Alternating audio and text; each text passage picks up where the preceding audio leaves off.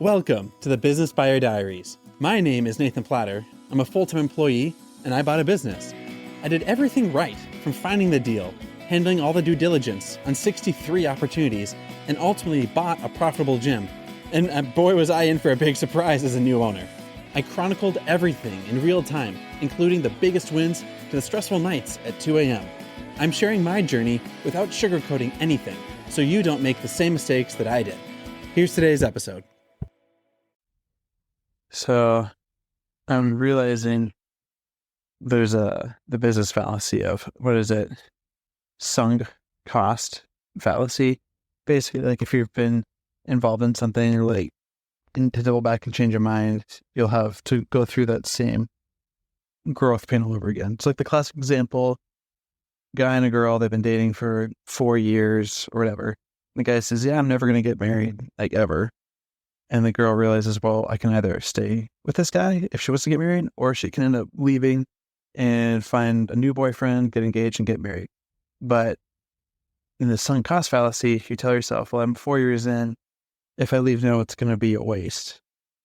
And so if you stay, whether you stay or you don't stay in your current decision, the 4 years are gone. The prior time is gone, and so you cannot drag that into the current decision. The reason why I bring this all up is right now with our scheduling, we have I have 3 managers and like 19, 20 instructors. And the 3 managers are great.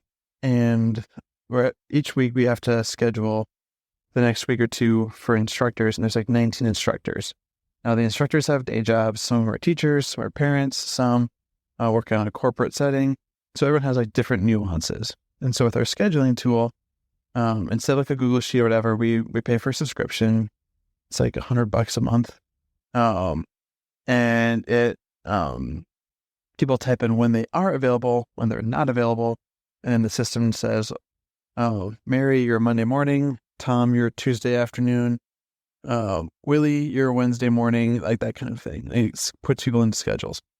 The one they've used for about a year is it's an average scheduling tool. It's not even a common one. I think it's just like probably the top 10s.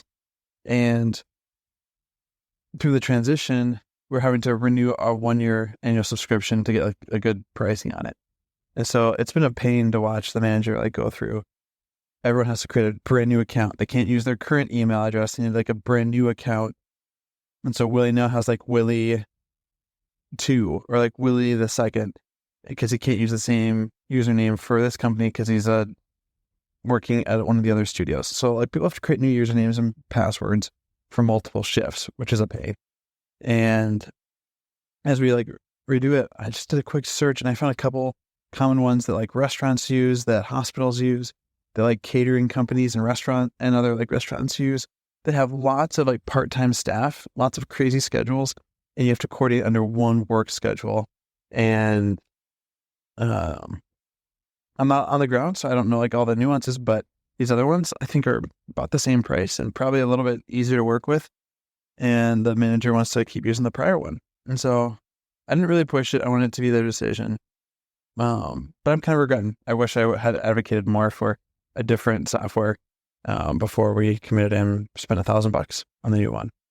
So just that whole idea of it's been taking like 3 weeks, 2 weeks, just to get a hold of like the account manager, to get the names migrated over, to get the emails so that people can now create their secondary username. Just all these goofy things where people are committed. And since we've already used it in the past, of course, we have to use it again. And that's not necessarily the case today. Touch has been fascinating to see. The ads campaign that's launched, I'm really stoked about it. That's live right now, and it's starting with some basic testing. So tomorrow, I'll be doing some training with a sales rep on how to work those leads. And then, need me to do anything?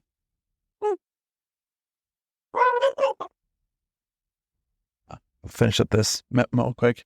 Some sales training there, have the weekly check-in with my manager.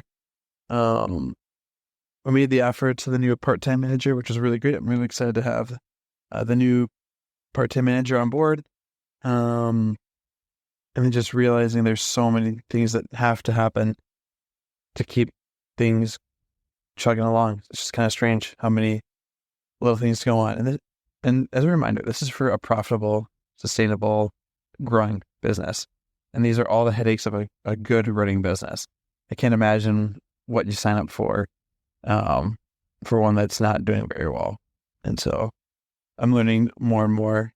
I definitely am not going to be the CPR business buyer because there's so much that goes on for a family business, and to get it into a flat, if not growing situation is tough. So yeah, that's where we're at right now. You can probably tell I'm a little bit tired, so I'm going to call it a night and get ready for tomorrow. Let's rock and roll. This has been another episode of the Business Buyer Diaries. Subscribe so you don't miss the next episode. I hope you're realizing that business ownership is no cakewalk. Check the podcast notes for a link to the DIY due diligence program, the complete list of show sponsors, and for media inquiries. Music written and composed by Wes Schrock. I'm your host, Nathan Platter. Join me again on the next one.